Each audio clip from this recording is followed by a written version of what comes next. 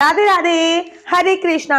कैसे हो आप सभी लोग? आशा करती हूँ आप सभी परम मंगल में होगे, स्वस्थ होगे, अच्छे होगे। और आज की वीडियो बहुत ज्यादा इंटरेस्टेड है, बहुत ज्यादा अच्छी है, क्योंकि योगी सरकार द्वारा श्रीधाम वृंदावन में आप लोगों के लिए दिया गया है एक बहुत अनोखा उपहार ही मैं समझ सकती हूँ इसको। क्योंकि जब मैं श्रीधाम वृंदावन शिफ्ट हुई थी तब ऐसा कुछ नहीं था, और 6-7 महीने के अंदर ही ये सब चीजें हुई हैं, जो कि मुझे बहुत बहुत ज्यादा सर्व हम वृंदावन में सेटल हुई थी। और तब वृंदावन में इतनी भीड़ नहीं रहती थी, बहुत ज्यादा भीड़ नहीं रहती थी। लेकिन अब पिछले 2 साल से ऐसा देखा गया है कि श्रीधाम वृंदावन में बहुत ज्यादा भीड़ हो गई है, बहुत ही ज्यादा। इनफैक्ट 2 साल से तो ऐसी ऐसी खबरें आ रही है कि बांके बिहारी जी के मंदिर में दम घुटने से इसकी डेथ हो गई, बांके बिहारी जी के मंदिर में दम घुटने वो वैकुंठ को प्राप्त हो गया, वो वैकुंठ को प्राप्त हो गया। बहुत सारे लोग बेहोश हो जाते हैं। अभी भी परसों 4 लोग बेहोश हुए थे। तो मैं जब नई नई श्रीधाम वृंदावन में सेटल, इतनी ज्यादा भीड़ नहीं होती थी। बांके बिहारी जी के मंदिर पे हम लोग खड़े होकर बहुत देर तक दर्शन करते थे। अब तो 3-3 किलोमीटर की लंबी लाइनें लगती हैं, और जब लंबी लाइनें लगती हैं, भीड़ ज्यादा हो गई है, तो आप लोगों को पता है कि कन्वेंस की भी प्रॉब्लम हो जाती है। मेरा कन्वेंस का तात्पर्य है जैसे कि अगर आपको ऑटो करने हैं तो ऑटो वाले इतने पैसे मांगते हैं, इतने पैसे मांगते हैं कि आम इंसान तो सोच भी नहीं सकता, उनसे दूर परे हो जाता है। क्योंकि मैंने भी अभी कुछ दिनों पहले ये एक्सपीरियंस लिया कि पहले के किराए में और अब के किराए में क्या अंतर रह गया है। तो पहले जब मैं बरसाने जाती थी, ऑटो को करके मैं बरसाने जाती थी, तो ऑटो वाला 200 रुपए लेता था, मुझे बरसाने छोड़ देता था। अभी मैंने 3-4 दिन पहले जब बरसाने का किराया ऑटो वालों से कंफर्म किया, तो उसने मुझसे 650 रुपए मांगे। वार्तालाप करने पे, कन्वेंस करने पे वो मेरे को 500 रुपए में ले जाने के लिए तैयार हुआ। सोचिए, 200 रुपए से 500 रुपए। अगर आप बरसाने जा रहे हो, फिर बरसाने से आप वापस आओ, तो 1000 रुपए आपका आना जाना लग जाएगा। ठीक है, अगर आप लोग पैसे में बहुत सही हो, बांके बिहारी जी की कृपा से आप लोगों के पास बहुत अच्छा पैसा है, सब कुछ ठीक ठाक है, फिर तो आपको कोई परेशानी नहीं होगी। लेकिन बहुत सारे भक्त ऐसे होते हैं जिनका काम नहीं चल रहा होता, जो थोड़े से फाइनेंशियल वीक होते हैं, जिनकी आर्थिक स्थिति अच्छी नहीं होती, उनसे पूछ के देखिए कि मात्र 1000 रुपए केवल आपके कन्वेंस में लग जाए तो आपको कैसा लगेगा। लेकिन अभी 3 दिन पहले ही मैंने एक चीज देखी। जब मैं श्रीधाम वृंदावन में ऐसे ही घूम रही थी और मंदिर टू मंदिर घूम रही थी, तो मैंने देखा कि यहाँ पे बसें चलनी प्रारंभ हो गई हैं। फिर मैंने उसकी पूरी जानकारी ली। तो जो ये बस है, ये 6 महीने पूर्व चढ़नी प्रारंभ हुई थी, मतलब 6-7 महीने हो चुके हैं इनको चलते हुए।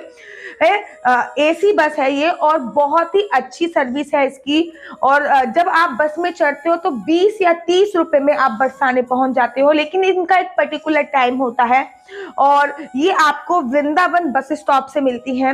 वृंदावन बस स्टॉप से सुबह सुबह 9 बजे पहली बस आपको मिलेगी। फिर बस का अलग अलग टाइम होता है कि बरसाने किस टाइम पे जा रही है, वो आपको पता करना पड़ेगा। कि आप श्रीधाम वृंदावन से मात्र 30-40 रुपए में बरसाने पहुंच रहे हो। और बरसाने से फिर अगर आप श्रीधाम वृंदावन वापस भी आना चाह रहे हो तो वहां से भी बस अवेलेबल है। ये बस आपको मथुरा भी छोड़ेंगे, ये बस आपको गोकुल भी छोड़ सकती है।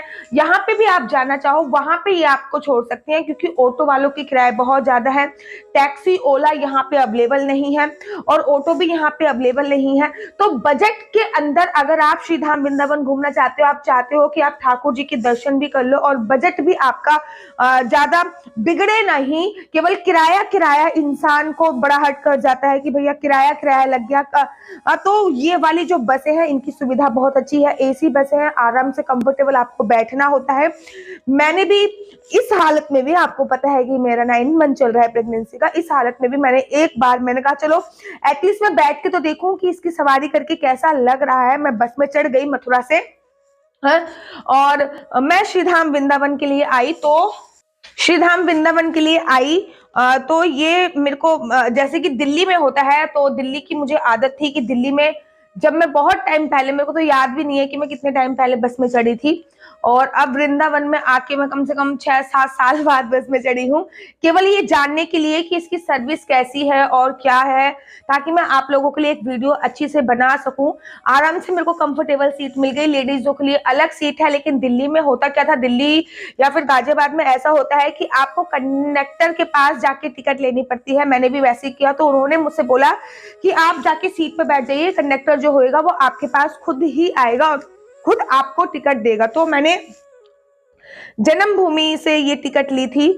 बहुत ज्यादा आपको दिख रही होगी, जन्मभूमि से ये मैंने टिकट ली थी और इसने मेरे को वृंदावन में छोड़ा था। वृंदावन में मेरा घर कैलाश नगर में है, तो मैं कैलाश नगर उतर गई थी। अगर आपको बांके बिहारी के पास उतरना है तो फिर आप अटल्ला चुंगी उतर सकते हैं, नहीं तो ये बस आपको वृंदावन बस स्टैंड छोड़ती है। पागल बाबा के मंदिर के पास उतरना है तो आप वहां पे उतर सकते हैं। इनफैक्ट आपको जहां भी उतरना है ये बस आपको वहां पे छोड़ देगी। तो ये मैंने जन्मभूमि से टिकट ली थी और जन्मभूमि से लेके मैं वृंदावन बस स्टैंड तक की ये टिकट है और ये मेरे को मात्र और मात्र 20 रुपए की पड़ी थी।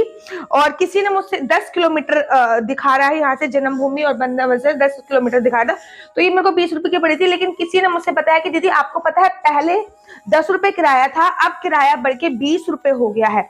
लेकिन ये सुविधा बहुत अच्छी है।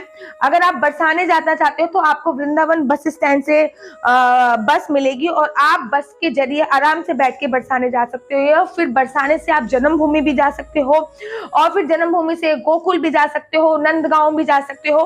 तो ये सारी बस ब्रज 84 कोस में चली है और जो कि 6 महीने पहले चली थी।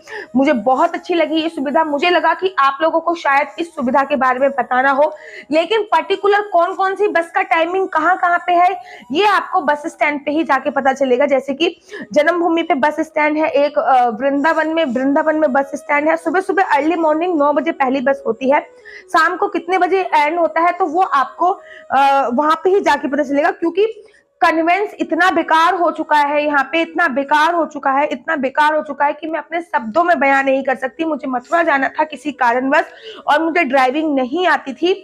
मैं कम से कम 1.5 घंटे खड़े होके पर्सनल ऑटो का वेट किया और पर्सनल ऑटो मुझे 1.5 घंटे तक नहीं मिला, जबकि मैं रेगुलर यहाँ पे रह रही हूँ पिछले 5 सालों से, तब भी मेरे को रेगुलर ऑटो नहीं मिला 1.5 घंटा।